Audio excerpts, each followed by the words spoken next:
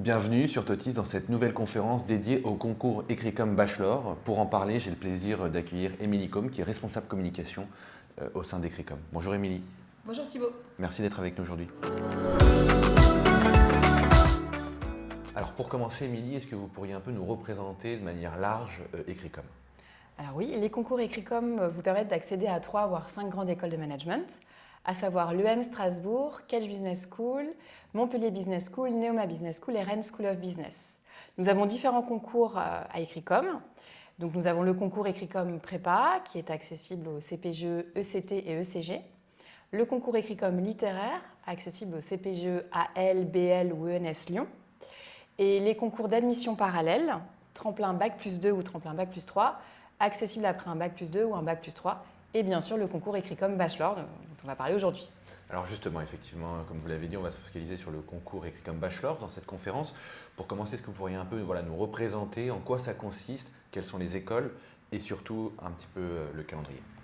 Alors le concours Écrit-Com Bachelor propose 1280 places cette année en 2024. Et ça permet à un candidat de postuler à 3 grandes écoles de management, à savoir l'EM Strasbourg, Catch Business School et Rennes School of Business. Donc ce concours s'articule sur Parcoursup. Les inscriptions commencent à partir du 17 janvier. Donc on va demander aux candidats différentes choses. Tout d'abord, on va prendre les notes qui vont être héritées de Parcoursup, à savoir les notes du bac de français, un panier de notes de terminale et un test de TAGE post-bac. Donc ça, c'est une épreuve externe qui est obligatoire, qu'il est tout à fait possible de passer avec Écrit-Com. Et tous les candidats vont passer ensuite les oraux. Et donc là, il y aura un oral d'anglais et il y aura des entretiens de découverte, 1 voire 3 entretiens en fonction du nombre d'écoles visées. D'accord, très clair. Alors, comme vous l'avez dit, on est bien d'accord que pour postuler à ce concours, il faut bien passer via Parcoursup. C'est ça, on coche une formation sur Parcoursup. Tout à fait. En fait, dans Parcoursup, à partir du 17 janvier, donc les candidats pourront s'inscrire. Et le concours Écrit-Com, c'est 1 vœu égale 10 sous-vœux, puisqu'il y a 10 campus dans ce concours. Alors, avant de s'intéresser de plus en détail sur les épreuves et le dossier, je voudrais qu'on revienne un peu sur les atouts de ces écoles du concours Écrit-Com et les atouts de vos bachelors. Alors, toutes ces écoles, donc je les répète, l'EM Strasbourg, Catch Business School et Rennes School of Business, sont toutes des écoles, des grandes écoles. Elles proposent toutes donc un bachelor en 3 ans qui est reconnu et visé par l'État, c'est très important, avec un grade de licence. Ce qui veut dire que les candidats, après leur bachelor, pourront tout à fait continuer en Bac+5, puisque c'est vraiment une formation qui est reconnue. Ces 3 écoles sont aussi membres de la conférence des grandes écoles et elles sont triplement accréditées au niveau international. Elles ont la triple couronne, à savoir que seulement 1% des business schools mondiales ont cette triple accréditation. Donc ce sont vraiment de très très belles écoles, avec de très beaux parcours et des très bons diplômes. Alors, les questions fréquentes qu'on reçoit souvent de la part des lycéens, lycéennes, concernent aussi les profils, les spécialités. Est-ce qu'il y a un profil type, des spécialités en particulier pour postuler? Il n'y a pas de profil type. En fait, tous les bacheliers, c'est un concours qui est ouvert au bac, Bac+1, mais il n'y a pas de spécialité à avoir. C'est vraiment un concours qui est ouvert à différents profils. Il faut avoir un niveau bac minimum. Donc si je n'ai pas de spécialité maths, question qui revient souvent, pas de souci. Pas de souci. D'accord. Si je viens d'un bac techno ou pro, c'est possible aussi, okay. Tout à fait. Même professionnel? Tout à fait. D'accord, donc ça c'est à noter, très clair. Je vous propose qu'on passe maintenant un peu plus sur la question du dossier. Donc vous l'avez dit, il y a une étude de dossier, puis un TAGE post-bac. En quoi va consister l'étude du dossier? Alors l'étude de dossier, effectivement, donc on va nous prendre des notes héritées de Parcoursup, donc c'est les notes du bac de français, et un panier de notes de terminale, donc ça c'est dans Parcoursup, et on va aussi demander dans ce dossier un test TAGE post-bac. Donc ça, ce test, c'est un test d'aptitude à la gestion des entreprises. Le test TAGE post-bac est souvent demandé pour ce type de formation. C'est souvent demandé pour intégrer une grande école de management.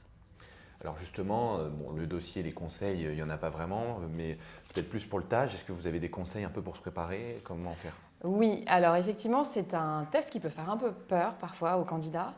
Donc c'est important de bien prendre connaissance de ce test. C'est sous forme de QCM, ça dure 1h20.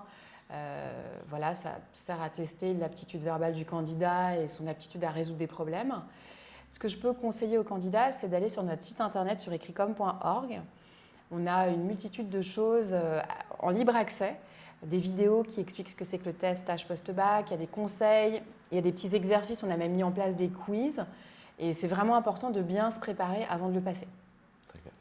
Et on ne l'a pas dit, mais je le redis, c'est un seul vœu sur Parcoursup, le vœu Écrit comme bachelor. Tout à fait. Voilà. Très bien. Une fois qu'on a fait donc, ce stage post-bac, si on est accepté, il y a les oraux, c'est ça? Oui. Donc il n'y a pas d'admissibilité, c'est-à-dire que tous les candidats en fait passent les oraux. Et ça, c'est vraiment une chance, je pense, pour le candidat, ça va lui permettre de défendre son projet en entretien de motivation. Donc, juste pour rappel, au niveau des oraux, il y a donc un oral d'anglais. Donc là, c'est vraiment une discussion avec un professeur. L'idée, c'est vraiment de voir si le candidat peut se débrouiller en anglais, s'il arrive à avoir une discussion avec un jury. Et ensuite, il y a donc les entretiens de découverte. Donc, c'est un entretien par école, donc le M, Kedge et RN. Et là, l'idée, c'est vraiment de comprendre qui est le candidat et de voir si son projet ou son profil correspond aux attentes de l'école. Alors juste pour s'arrêter très rapidement sur l'oral d'anglais, souvent c'est une source de stress au lycée, parfois on n'est pas bon en anglais ou on n'a pas l'habitude de parler à l'oral. En quoi ça consiste? Quels sont vos conseils un petit peu pour… Alors pareil, là je conseille vraiment aux candidats d'aller sur notre site internet écricom.org dans la rubrique Se préparer au concours Écricom Bachelor, parce qu'il y a plein de conseils, il y a des quiz pour s'entraîner, des questions un peu type. Et je pense que c'est vraiment important d'y aller sereinement, mais effectivement ça se prépare un oral d'anglais. Il faut savoir se présenter, c'est au moins la base. Et voilà, je pense que c'est important de le préparer en amont. Très clair. Les entretiens, donc de personnalité, c'est ça que vous avez dit? Oui, on les appelle entretiens de découverte. Entretien découverte. Là aussi, pareil, on n'a pas forcément l'habitude de se préparer. Qu'est-ce qu'il faut préparer? Alors, je pense que c'est important de se préparer, surtout après le bac. C'est pas toujours évident de faire des entretiens de découverte. Donc là, l'idée, c'est vraiment d'avoir une idée claire de qui vous êtes, pourquoi vous souhaitez intégrer une grande école de management. Donc, nous, on en a 3. C'est important, si vous allez aux 3 entretiens, d'expliquer pourquoi cette école. Donc ça, j'invite vraiment les candidats à se renseigner en consultant les sites internet des écoles, en regardant les réseaux sociaux. C'est vraiment important de comprendre, parce que chaque école a quand même ses spécificités. Et je pense que c'est important de bien comprendre la spécificité d'une école par rapport à une autre. Ensuite, on a aussi fait des petites vidéos explicatives de comment vont se passer les entretiens de découverte avec les directeurs des études. Donc pareil, c'est accessible sur notre site internet sur écricom.org. C'est des petites capsules de 4-5 minutes où chaque directeur de programme va présenter un peu son entretien de motivation, ce qu'on attend d'un entretien, d'un candidat et les questions un peu type. D'accord. Et j'avais juste une dernière question pour revenir rapidement sur le stage post-bac. C'est quand le candidat veut le faire qu'il le fait. Ce n'est pas une épreuve commune dans un centre, si. Alors, les épreuves, vous voulez dire? Oui, le stage post-bac, comment ça marche? Alors, le test stage post-bac, il est tout à fait possible de le passer avec nous, avec Écricom. Et en fait, c'est soit en distanciel, soit en présentiel. Voilà. D'accord, très clair. Merci, mais on a fait le tour un peu de ces épreuves. Peut-être un mot maintenant sur les frais, combien ça coûte de s'inscrire au concours et s'il y a un tarif pour les boursiers. Oui, alors pour le concours Écricom Bachelor, il y a effectivement un tarif pour les boursiers qui est de 30 € et il y a un tarif donc, pour les candidats non boursiers qui est de 115 €. Si vous passez le test stage post-bac avec nous, il faut rajouter donc une certaine somme et dans ces cas-là, pour les candidats non boursiers, c'est 165 € et pour les candidats boursiers, c'est 80 €. D'accord. Voilà. Merci Émilie encore une fois pour toutes ces réponses. Pour terminer un peu sur cette conférence, pourquoi s'inscrire à partir du 17 janvier? Pourquoi formuler un vœu Écricom Bachelor?